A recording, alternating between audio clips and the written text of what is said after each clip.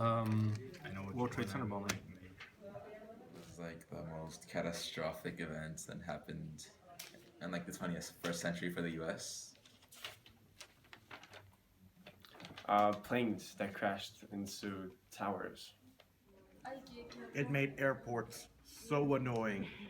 So my wife was supposed to be there working, and her boss called her that night and said, "Don't come because you guys they were working late." And so he said, "Come in at 10." Death. Oh, so annoying. The terrorism and U.S. It's terrorism, like chaos. Twin Towers. The first thing that comes to my head when I read these words is terrorism and a horrible event in the history of the United States. Tragedy, sorrow, disappointment, and it marked history forever.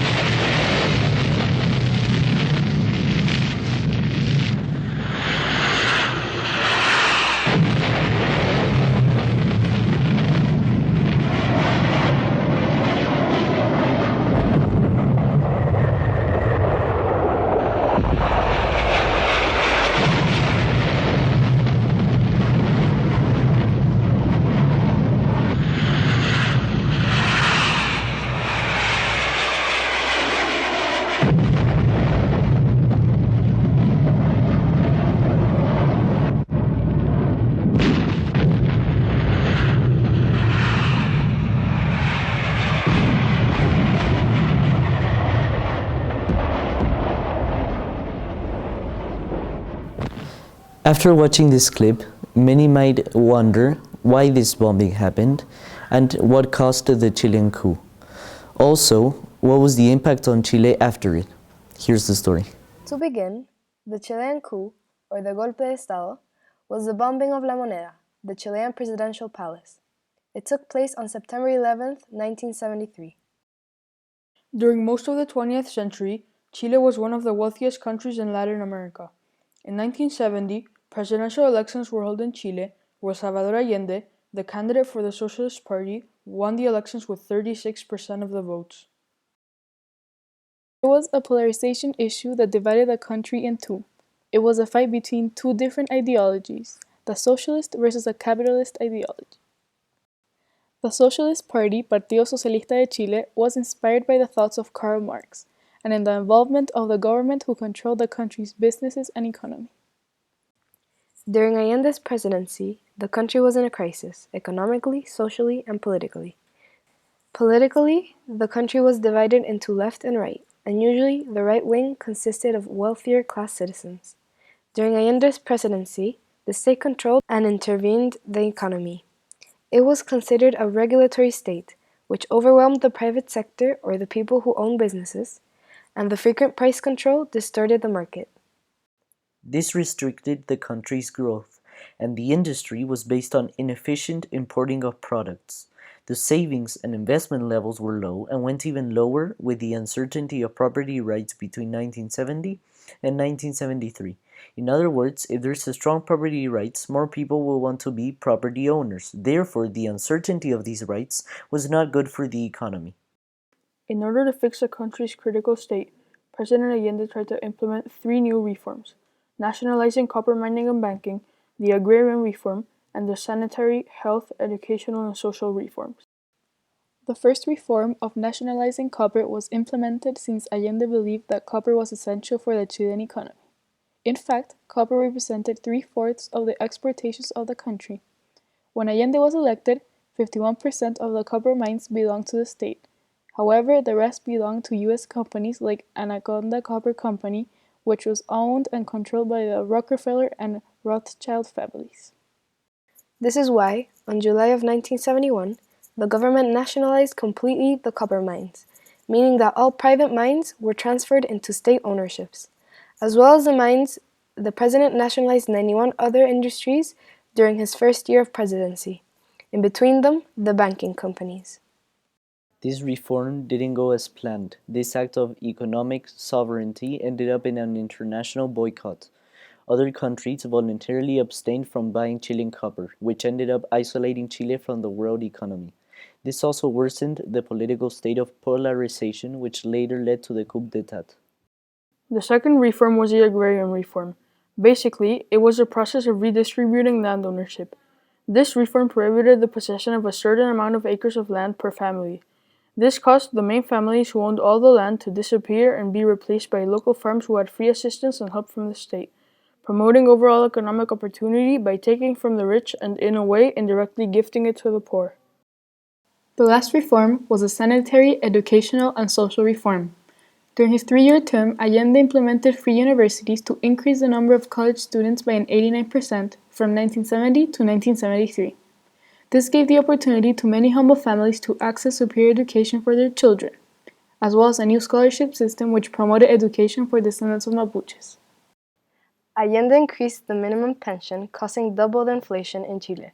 Finally, he established health centers in poor neighborhoods and started Programa de Suplementos Alimenticios, extended for all kids and pregnant women to ensure their good health and feeding. In general, the landowners, wealthy sector, and businessmen believed that Allende's reforms were an attack on their most important and essential political and economic interests, which they defended by trying to freeze the economy of Chile, closing their doors, shutting down factories, stopping transportation, and others. The economy of Chile was a disaster, and groups used violence to show that the government was incapable of running the country. It was such the opposition against Allende's ideals that the US spent a lot of money trying to stop him. In 1964, they spent more than $20 million on Eduardo Frei's campaign, and he won against Allende. They tried to isolate Chile by decreasing their loans from $260.4 million to just $3.8 million in 1973. Before we begin with Pinochet, it is important to give some context. In summary, November 3, 1970, Salvador Allende was officially pronounced as President of Chile. Consequently, the price of copper had dropped. Chile was running out of countries for help due to Allende's ideals. The United States disliked the thought of having a socialist country on the Western Hemisphere. Henry Kissinger, the National Security Advisor of the United States at that time, thought that Allende was a threat to the rest of Latin America because it could spread its socialist ideology along Latin America. This would cause difficulties for the United States because having Soviet sympathizing nations near the United States could be a threat in the future. The United States acted against Allende in many ways. They influenced in the murder of the head of the Chilean army because he didn't support the idea of a coup. The CIA had infiltrated spies in Chile, informing them on everything that the government was doing. They funded many right-wing politicians and tried to cause political conflict in the country to cause the coup. Then, on the morning of September 11th of 1973, the Chilean military attacked La Moneda, the presidential palace, under the leadership of Augusto Pinochet. It was confirmed that Allende committed suicide during the attack. On September 13th, 1973, Augusto Pinochet became president, dictator of Chile, and his regime lasted from 1973 to 1990. During his regime, the United States aided Chile economically and militarily. Also, the CIA helped create Chile's secret police agency called the DINA. When Pinochet rose to power, his changes included reforms that began in the mid-1970s, which gradually changed the economy of Chile, the system of public finances, opening the economy to financial freedom and the end to its oppression and government intervention, the privatization, transfer of property from government to individuals, of the majority of the state's businesses and activity. Also, other changes include the creation of a new labor institution to ensure the enforcement of laws for business activity and the administration of pension fundings and personal savings, were some among others. Augusto Pinochet made changes to the economy under the help and guidance of Chicago University students, also known as the ones who saved Chile from a deep hole, the Chicago Boys. The boys tried to implement a plan known as the neoliberal model, involving the freeing of markets, privatization of properties, and canceling the intervention of government in the economy. This caused Chileans to have access to international products from all over the world, establishing international companies in Chile. In fact, the inflation fell from 375% to 9.9% from 1975 to 1982. It can be said that the neoliberal economic system held the economy but increased the gap between the poor and the rich. Also, there was a crisis in 1982 which made more than 50% of Chileans below the poverty line, which was later recovered by fixing mistakes made by Pinochet's government by his own administration. Additionally, he made a constitution to solve political problems like the Congress and President to be elected simultaneously and creating a law in the constitution for the President himself to have an 8-year term. Such was his power that he tried to eliminate all oppositions and parties that were against his ideals. On the other side of things, Pinochet had a special intelligence unit, National Directorate of Intelligence, called DINA, who computerized information and was responsible for creating terror. There is multiple evidence that more than 3,000 Chilean citizens were killed or disappeared between 1973 to 1990. It even exists a statement of the Press Secretary of the United States which reveals a third release of more than 16,000 documents of the distinct abuses of human rights during Pinochet's dictatorship in Chile. Despite all the accusations or warrants for Pinochet's arrest that occurred when he was older, he never paid the consequences of his actions. In fact, Pinochet suffered a severe heart attack on the morning of December 3, 2006. The day after, the Chilean court ordered the suspension of the order of his house arrest. The 10th of December, he was taken to a hospital and died of heart failure that same day, saving himself from paying the price of his actions in this life. Now, let's go back to the initial question. What caused the Chilean coup and what were its consequences? The two following quotes describe the aspects of both leaders. From capitalism to socialism, by shifting the balance of power away from the bourgeois, the economic elite, to the masses. Leadership of Pinochet sought to bring political stability and economic improvement to Chile. In other words, even though Allende tried to change Chile by making it a socialist country in a democratic way, it caused many economic problems. But although Pinochet tried to stabilize the nation economically and politically, his brutal methods questioned if it was worth living due to the oppression, violation of human rights, and loss of many. So, after all this, we can conclude two main points. First, what caused the coup was the social, political, and economic crises during Allende's government, which meant prioritizing social aspects of the country over all other aspects. Second, Pinochet did fix most of Allende's mistakes by improving the economy. On the other hand, he increased the social gap of the country and brought in fear in many ways. It is important to understand that the Chilean coup is just a smaller detail of a broader narrative of the tensions in the Cold War, of the red and blue flags of the United States and the Soviet Union.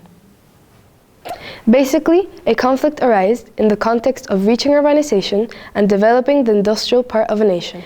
This conflict that raged from socialism versus capitalism is shown in the figure of two different individuals, Allende and Pinochet. These two had different methods in their politics, socialism for Allende and dictatorship for Pinochet. The main goal for both individuals was to reach the maximum natural resources as the national interest by reforming from nationalizing to privatizing properties, which led to the worsening of the US economy and therefore the bombing of the presidential palace. To ensure that Chile was in the right hands, it had to fly a blue flag instead of a red one to represent the US and not the Soviet Union when looked upon internationally. History itself is just a point of view. It consists of separate facts and events, and because of our human need of cohesion, they're put together like a story in order to create something we can understand and feel identified with. So, what makes a leftist perspective more valid than the rightist posture? And more importantly, how do you manage to put these two opposite views side by side and find a way to combine them without modifying each individual one?